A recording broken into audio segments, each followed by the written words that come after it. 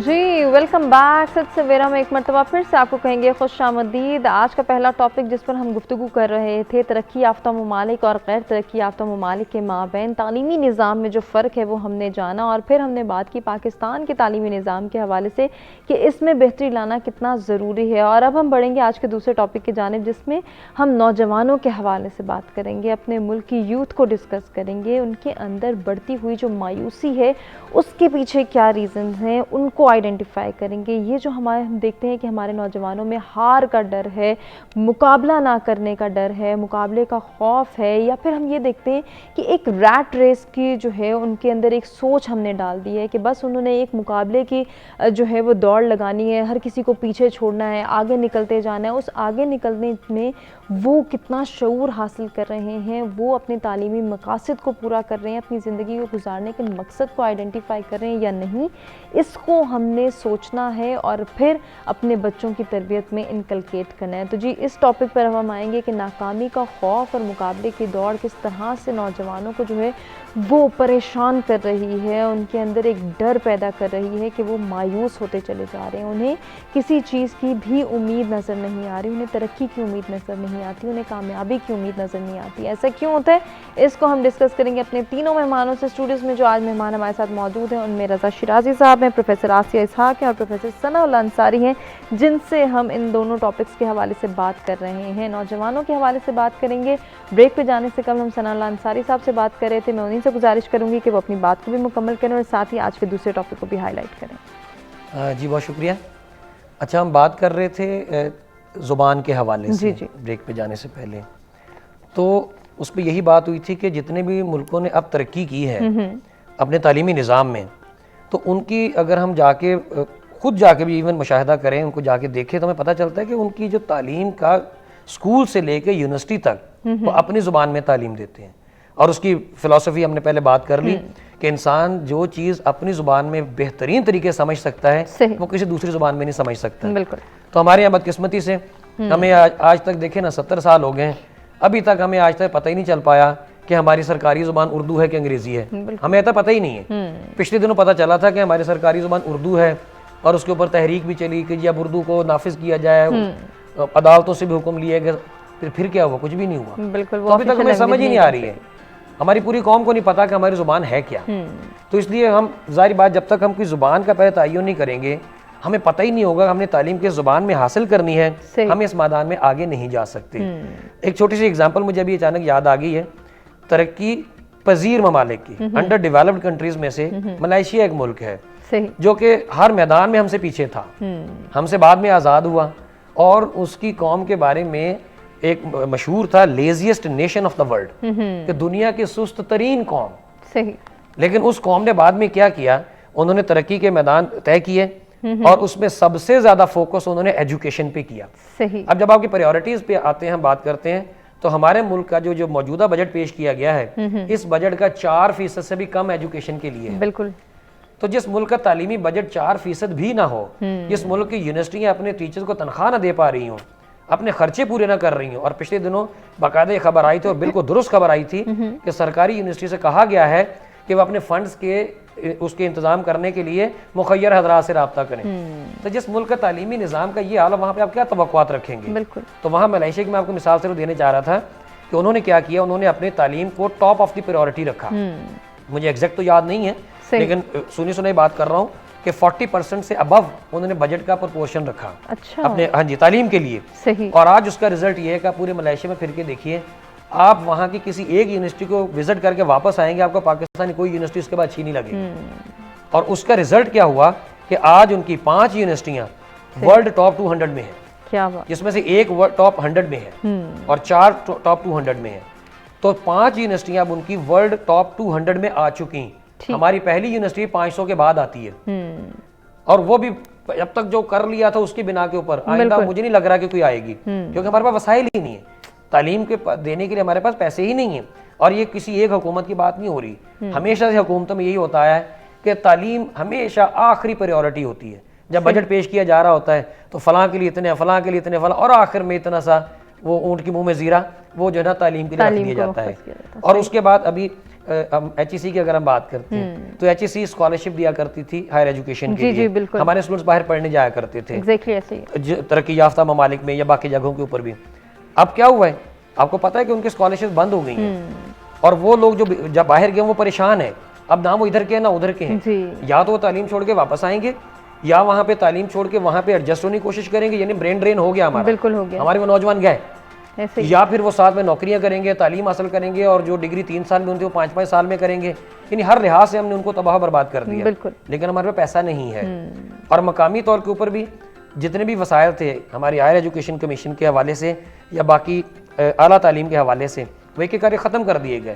हमारे असातिज़ा जितने भी यूनिवर्सिटियों के हैं उनके लिए एक बड़ी अच्छी एक स्कीम हुआ करती थी कि वो अपनी रिसर्च पेपर्स पढ़ने के लिए जी। और ट्रेनिंग्स के लिए वो दूसरे मुल्कों में जाया करते थे और वहाँ पे मुख्तलिफ यूनिवर्सिटियों के अंदर उनके प्रोग्राम भी हुआ करते थे। अभी पिछले साल से 2018 से बल्कि ये ख़त्म कर दिया गया है। यानी अब इसके लिए भी हमारे पास पैसे नहीं है। अब हम अपने खर्चे पे जाना चाहें तो जाएंगे, गवर्नमेंट के पास पैसे नहीं करेगी। और यकीन करें, मैं चूँकि मैं खुद इस स्कीम के जरिए गया हूँ बहुत जगहों पे, तो मैं खुद ये कहा करता था कि ये वाहिद चीज़ है जो मेरिट पे मिलती थी और इसके लिए किसी सिफारिश किसी चीज़ की ज़रूरत नहीं हुआ करती थी। हम मेरिट पे अप्लाई करते थे, पैसे मिलते थे, हम जाया करते थे। अब वो भी ख़त्म कर दिया गया। यानी एक आम आदमी के लिए, एक मुतवसत तबके के आदमी के लिए जो एक सहूलत थी हुकूमत की तरफ से, वो भी खत्म, एक्सपोजर ले बाहर जाके, वो भी ख़त्म कर दिए गए। तो जिस मुल्क का तालीमी निज़ाम, उनकी पॉलिसियाँ ये हों, वहाँ पे हम क्या तवक्कुआत रखेंगे? बिल्कुल, वहाँ तो बच्चा नाकामी से डरेगा कि कामयाब होता रहूंगा तो शायद मैं सस्टेन कर पाऊंगा, अदरवाइज तो मेरे लिए कोई गुंजाइश नहीं। पहले मुहावरा मशहूर होता था, पढ़ोगे लिखोगे बनोगे नवाब, खेलोगे कूदोगे होगे खराब। अब उल्टा हो गया है, खेलोगे कूदोगे बनोगे नवाब, पढ़ोगे लिखोगे होगे खराब। क्योंकि सब लोग देखते हैं कि क्रिकेट का प्लेयर बन जाओ, फलाने का प्लेयर बन जाओ तो पैसा ही पैसा है, सिंगर बन जाओ, फलां बन जाओ, पैसा ही पैसा है। बिल्कुल। पढ़ लिख के तो नौकरी करनी है ना, MBA करके 10,000 की नौकरी करनी है। सर खेल के उसके ऊपर तो आपको एडमिशन भी मिल जाता है, बाहर की सारा कुछ मिल जाता है। बिल्कुल ठीक है जी, तो अब तो उल्टा हो गया सारा कुछ। अभी रिपोर्ट में भी ये बात की गई कि पाकिस्तान का लिटरेसी रेट 57% है जी। मजे की बात मैं आपको बताऊं, ये उसमें नहीं बताया गया 57% के अंदर वो लोग भी शामिल हैं। मैं ये तो बहुत ज्यादा रेशियो बता दिया गया। 57% के अंदर जो हमारा जो एक पॉलिसी है उसके मुताबिक ये है कि जो बंदा सिर्फ अपना नाम लिख सकता है जी, उसको पढ़ा लिखा कंसीडर किया जाए। जी बिल्कुल। तो ये 57% में मेरा ख्याल है 40% तो ऐसे लोग होंगे एग्जैक्टली जो असल पढ़े लिखे, जिनको हम एजुकेटेड कह सकते हैं, पढ़ा लिखा कह सकते हैं। उनकी रेशो बहुत कम है। 15-20% ऐसा ही है, क्योंकि हम मसाइल को इंडिकेट नहीं करते, ना ही उनके सॉल्यूशंस प्रोवाइड करने की कोशिश करते हैं। रज़ा क्या ऐड करेंगे जो हमारा दूसरा टॉपिक है, शायद यही वो रीजंस हैं, अगर इनको काउंटर कर लिया जाता तो आज हम भी तरक्की याफ्ता होने की फहरिस्त में शामिल हो जाते, या फिर उन पॉलिसीज़ को अपना पाते जो कि हमारी बेहतरी के लिए थी, कि हमारे बच्चे नाकामी का खौफ लेकर हावी हो जाते हैं, एक छोटा सा फेलियर उनके सर पे सवार हो जाता है और उनकी तमाम तर जिम्मेदारियां भी ख़त्म हो जाती हैं, उनका फोकस ही आउट हो जाता है। बहुत शुक्रिया। बहुत सैर हासिल गुफ्तगू कर रहे थे सनाउल्लाह साहब। क्योंकि मैं ट्रेनिंग एंड डेवलपमेंट की फील्ड से वाबस्ता हूँ, तो बहुत से नौजवानों से वास्ता और उनसे रब्ता रहता है। सही। हमारे नौजवानों में बदकिस्मती से मसला फेलियर के खौफ का नहीं है, उनमें मसला है जो खौफ है वो अनसर्टेनिटी का है। फेल होने से नहीं डरते, फेल होने के बाद मेरे साथ क्या होगा वो उससे डरते हैं। और उसका कुछ अंदाजा नहीं है। अच्छा, आपको हो ना कि फेल होने के बाद अच्छा तुम फलां सेक्टर में चले जाओगे, या तुमने वो काम करना होगा, या तुम्हें मजदूरी करनी पड़ेगी, तो फिर भी शायद हमें अंदाजा हो उन बच्चों को कि अच्छा ये नहीं तो ये हो जाएगा। उन्हें कुछ पता ही नहीं है, क्योंकि हमने हर चीज़ लगा दी इस डिग्री के साथ जी। मेरी नौकरी, मेरा सर्वाइवल, मेरा इस दुनिया, मेरे ठाठ बाट, मेरी इज्जत मेरी उस डिग्री के साथ अलाइन। बिल्कुल। और हमने जब सब कुछ एसोसिएटेड कर दिया उसके साथ, तो फिर उन बच्चों के लिए ये खौफ हो जाता है कि अगर मेरे अच्छे मार्क्स नहीं आएंगे, अगर मैं इंजीनियरिंग नहीं कर पाया, अगर मैं डॉक्टरेट को परसू नहीं कर पाया, अगर मैं कोई अच्छी डिग्री ना कर पाया, तो फिर मेरे साथ क्या होगा। वो अनसर्टेनिटी का खौफ है जो हमारे बच्चों में बहुत ज़्यादा आज के दौर में मौजूद है। फिर मसला ये हो गया कि हमने जो आपने एक रैट रेस की बात की, हमने एक दौड़ में लगा दिया, फर्स्ट आने की दौड़। बिल्कुल। और ये ऐसे ही है कि वो कहा जाता है कि अगर मछली को हमने गेज करना हो इस बेस पे वो दरख्त पे कितनी जल्दी और आसानी से चढ़ेगी, तो सारी मछलियाँ बेसिकली फेल हो जाएंगी और वो बहुत पीछे रह जाएंगी। हमने एक ही स्ट्रक्चर बना दिया और हम सबको गेज कर रहे हैं उसके मुताबिक। बिल्कुल। मैं जिस तरह मिसाल दे रहा था चाइना की, वहाँ जो फार्मर्स के बच्चे या जो एग्रीकल्चर में आना चाह रहे हैं, इस तरह के सिस्टम्स बनाए हुए हैं कि वो एग्रीकल्चर की स्किल ट्रेनिंग लेंगे। ठीक, इसको हासिल करो और परसू करके जाके तुम्हारे पास खेत मौजूद है वहाँ पे अप्लाई करो। हम स्किल बेस नहीं जा रहे, हमने लोगों के स्किल्स को जांचना छोड़ दिया। ऐसे ही एक पर्टिकुलर सेट कर दिया हमने कि नर्सरी से लेके मैट्रिक तक हमने ये किताबें पढ़नी है। तुम्हारे स्किल्स क्या हैं, तुम्हें कुदरत ने कौन सी कैपेबिलिटीज के साथ भेजा है, तुम्हें नेचुरली क्या टैलेंट दिए गए, हमें उससे कोई फर्क नहीं पड़ता। तुम्हें इसे एक मशीन से गुजरना है, जब एक ही प्रोसेस से सब गुजरेंगे तो रिजल्ट भी वैसा ही रहेगा।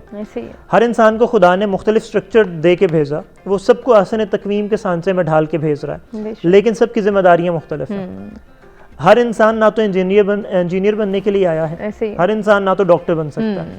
इस पूरी दुनिया का निज़ाम चलना है, तो समझने की ज़रूरत है कि ये किस तरह की मेथोडोलॉजी अपनाई जाए कि हर इंसान के टैलेंट्स को गेज किया जाए, और उस बेस पे अगर हम सोल्यूशन ओरिएंटेड उस अप्रोच पे हैं। जो बात की थी सनाउल्लाह साहब ने बहुत खूबसूरत कि स्कॉलरशिप्स का एक बहुत बड़ा मसला है, और मैं इसको मसला इसलिए कह रहा हूँ कि एक दरख्त, हम इंतज़ार करते हैं कि एक दरख्त खुद से ही कोई बीज कहीं से गिर जाए, ज़मीन का सीना चीर के जैसी मर्जी हालात उसके साथ आए, कुदरती बारिश हो गई, कहीं से पानी लग गया, उन पौधा बनना शुरू हो जाए, फिर जैसे तैसे हालात उस सख्तियाँ बर्दाश्त करके जब दरख्त बन जाएगा फिर हम उसका ख्याल करेंगे। हम अपने बच्चों पर फोकस नहीं करते। हमारे लिए कोई स्कॉलरशिप्स नहीं है बच्चों के लिए, हमारे पास कोई बहुत ज़्यादा रिसोर्सेज नहीं है अपने बच्चों के लिए, मैट्रिक इंटर तक नहीं है। लेकिन जब तुम पीएचडी लेवल पे आ जाओगे तो तुम्हें हम स्कॉलरशिप्स देंगे। अब पीएचडी लेवल तक पहुंचेंगे कितने, इसका हमें बिल्कुल नहीं पता, और वो पिछले हालात कैसे, अगर उन बच्चों पे शुरू से काम किया जाए तो वो उस लेवल तक पहुंचते पहुंचते वैसे ही इतने स्किल्ड हो जाएंगे कि वो अपने लिए रिसोर्सेज जनरेट कर सकेंगे। फिर उनको ये मसला नहीं होगा कि मुझे पैसे लेने हैं, वो कमाने लग जाएंगे। उनको पता होगा मुझे किस तरह से अपने आप को माशरे के अंदर बेहतर मकाम एडजस्ट करना है और बेहतर मकाम देना है। तो ये कुछ मसाइल इस तरह से। और एक जो खौफ की बड़ी वजह ये हो गई कि हमने एक टेस्ट का निज़ाम रख दिया, आपको एंट्री टेस्ट से गुजरना पड़ेगा। बिल्कुल। एक तो हमने पहले देखा नहीं कि इसका नेचुरल टैलेंट क्या है, फिर हमने एक ही तरह के एंट्री टेस्ट रख दिया कि इससे गुजरोगे तो फिर तुम्हें हम इस काबिल समझेंगे कि तुम्हें आगे पढ़ाया जा सके। ठीक। और सबको उस निज़ाम से गुजरना है, जो शायद बहुत बड़ा जुल्म है बच्चों के लिए। फिर हमने रिसोर्सेज जो है लोकेट नहीं किए, हमने डायमेंशंस मुख्तस नहीं की। ठीक। हमने नौकरी को बहुत अच्छा बना दिया, और सरकारी नौकरी को सिर्फ इस वजह से हमारे घरों में भी उसकी तारीफ की जाती है कि अच्छी तनख्वाह आ जाएगी महीने की, उसके बाद पेंशन भी मिल जाएगी तुम्हें और एक अच्छी रकम, और उसके बाद ये हेल्थ फैसिलिटीज़ और घर और गाड़ी शाड़ी और ये सब कुछ। हम अपने बच्चों को इतना ट्रेन क्यों नहीं कर देते कि वो सब कुछ खुद से कमाने लग जाएं, वो वही चीज़ें अपने लिए जनरेट करना स्टार्ट कर दें। क्यों हम डिपेंडेंट हो गए हैं किसी इदारे के ऊपर, और इसी वजह से हमारे बच्चे इस खौफ का शिकार हो गए कि अगर मैं बेहतर मकाम हासिल ना कर सका इस स्ट्रक्चर में जो पता नहीं किसके लिए बना दिया गया है, तो मेरे साथ पता नहीं क्या होगा। तो खौफ से ज़्यादा, फेल होने के खौफ से ज़्यादा अनसर्टेनिटी का खौफ है, और उसको दूर करने के यही कुछ तरीके हैं कि बच्चों को ट्रेन करने की ज़रूरत है, प्राइमरी और मिडिल लेवल से। बिल्कुल, ट्रेन तो हम तब करेंगे, सॉल्यूशंस तो तब प्रोवाइड करेंगे जब हम प्रॉब्लम्स को हाईलाइट करेंगे। आसिया साहिबा, जिस तरह से रज़ा भी बात कर रहे थे कि हमारे बच्चे क्यों मायूस हो गए, क्यों नौजवानों में मायूसी का एलिमेंट बहुत ज़्यादा हमें देखने को मिलता है, उसकी शायद वाहिद वजह यही है कि जो सेटेड स्टैंडर्ड्स हैं, अगर एक बच्चा उस पर पूरा नहीं उतरता तो सबसे पहले उसे घर में जो है डिस्करेज किया जाता है, और फिर उसको माशरा एक्सेप्टेबिलिटी नहीं देता। साथ ही साथ हम देखते हैं पीयर प्रेशर भी उसके साथ है। अब मैं लोगों को क्या मुंह दिखाऊंगा, दोस्तों को क्या मुंह दिखाऊंगा, बहुत सारी ऐसी चीज़ें हैं जिसकी वजह से आज का नौजवान मायूस है। बिल्कुल, आज का नौजवान मायूस है, इसमें कोई शक नहीं है। लेकिन उसमें आप देखिए उसकी बेहतरी के लिए हम क्या कर सकते हैं। हम यूनिवर्सिटीज़ को ब्लेम करते हैं, हम सारा कुछ ये वो इधर उधर सब कुछ प्रॉब्लम्स हैं। अगर बेसिक एजुकेशन के साथ ही प्रोफेशनल स्किल्स अटैच कर दी जाएं बच्चों के लिए, उसके लिए कमाना मसला नहीं रहेगा। आप देखिए बच्चे को घर से ट्रेन ही इसलिए करके भेजते हैं कि पढ़ोगे लिखोगे तो नौकरी मिलेगी। आप नौकरी के लिए बच्चे को क्यों प्रिपेयर कर रहे हैं? आपका जो इस वक्त दुनिया की पूरी इकोनॉमी के ऊपर आपका एप्पल है, फेसबुक, मतलब जो भी बड़ी बड़ी आपकी जो कंपनीज हैं उनके ऑनर ज्यूज हैं। इसराइल में सारी कंपनीज का हेड वहीं पे ही है, ठीक है। अब जब वहाँ पर जब बच्चा उसके इवन वो अभी पैदा नहीं हुआ होता, अभी वो माँ के पेट में ही होता है, तो माँ को कहा जाता है मैथमेटिक्स करो, नहीं आता टेबल पढ़ो, काउंटिंग करो। अब वो ठीक है बच्चा पैदा होता है तो उसकी जो उसकी तैयारी होती है वो सारी वो मैथ्स के ऊपर हो रही होती है। अब हमारे बच्चे कहते हैं कि मैथ्स क्यों पढ़ा जाए, किस लिए पढ़ा जाए? तो आपके डेली खाना बनाने की रूटीन में भी मैथ्स शामिल है। बिल्कुल ऐसे ही। इतनी मिर्च, इतना नमक, इतना ऑयल, इतनी सब्जी, ये गैस का प्रेशर, ये चूल्हे का फ्लेम, तो खाना बनेगा। ये क्या है? ये मैथमेटिक्स है। बिल्कुल। कपड़े धोए, इतना डिटर्जेंट, इतना पानी, इतने मिनट धोया, इतने मिनट सुखाया, ऐसे इस प्रेशर पे आयरन किया, तो आपका तो मैथ्स तो हर जगह पे आपके साथ है। फिर जब उनको डिग्री मिलती है, आपको मैं अब जो प्रोफेशनल्स की बात है, सही। डिग्री मिलती है तो उनको ये नहीं कहा जाता कि आप ये थीसिस लिख के दिखाओ। डिग्री मिलती है तो उनको कहा जाता है जाओ $10,000 कमा कर लाओ। जब वो इतना ले आएंगे ना तो उनको डिग्री मिलती है। सही। और उसमें ये चेक होता है कि ये अपने बड़ों से ना लेकर आए, वरना पैसा तो घर में भी है ना, बिल्कुल ऐसे वो ला सकते हैं।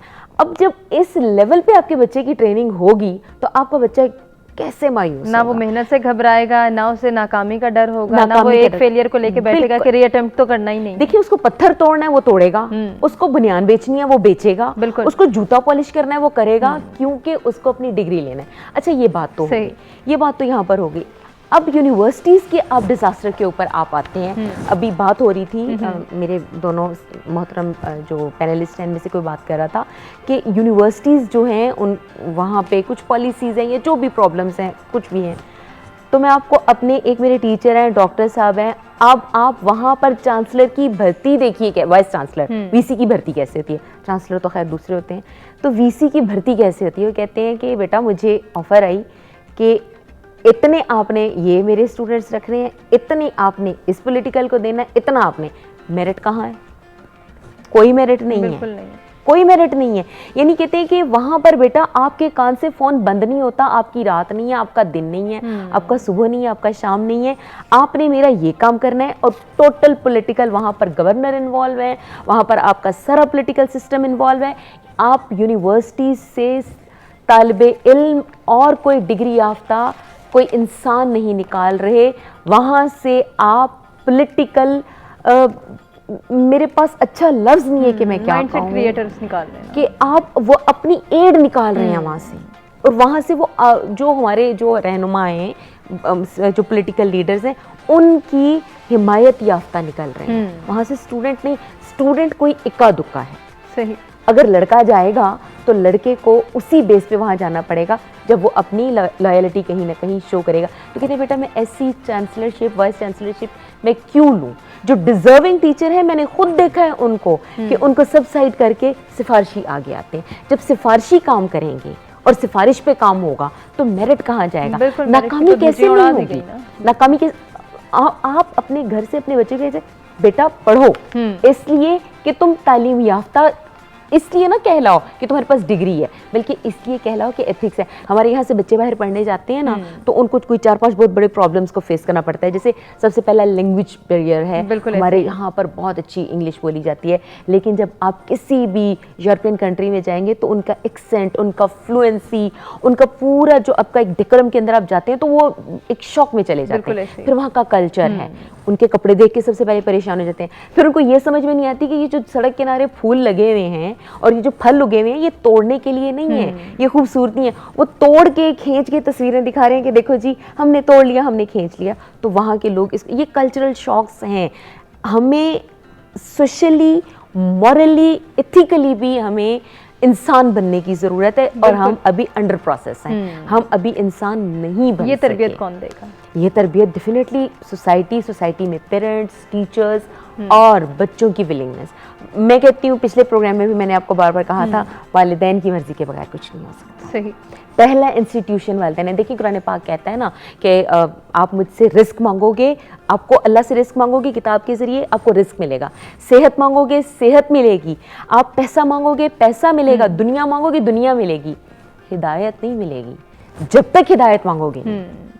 हिदायत मांगोगे तो हिदायत मिलेगी ना। अगर आप वहाँ पे रिस्क मांग रहे हो कि ये पढ़ रहे हैं, ये हम कर रहे हैं, अल्लाह जी हम तेरी इबादत, सब कुछ, नमाज, ये वो सब कुछ कर रहे हैं, जो मांग रहे हो वही मिलेगा। हम सब कुछ मांगते हैं, हम हिदायत नहीं मांगते।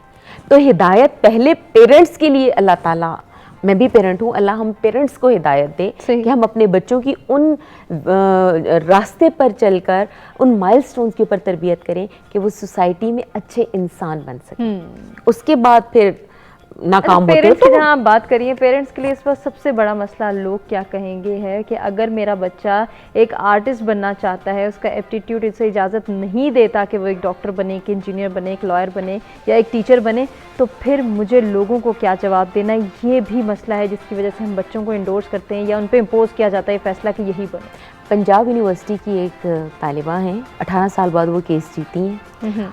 उनको किसी पेपर में उनको एब्सेंट कर दिया और वो बड़ी आउटस्टैंडिंग स्टूडेंट थी, तो वो गई क्लर्क के पास और उसने कहा मैं तो पेपर में प्रेजेंट थी। तो अब वो गलती टोटल क्लर्क की थी। तो पता है क्लर्क ने क्या कहा, आपको पता है कि बेटी पेपर देने के बहाने कहाँ जाती है। अब फादर के सामने वो बच्ची परेशान हो गई। मैंने उस बच्ची का खुद से इंटरव्यू सुना, पढ़ा भी, देखा भी और उसको परसू भी किया। तो 18 साल उसने केस किया। अब केस तो वो जीत गई, पेपर उसका निकल आया, पास तो वो होगी। वो कहती है मुझे हर्जाना थे मेरे 18 सालों का जो आपके इस क्लर्क ने एक बात कह के मेरे पे लगा दी। अब मुझे बताएं अगर वो फादर उसके साथ नहीं खड़ा होता, उस बच्ची का क्या फ्यूचर था। बिल्कुल।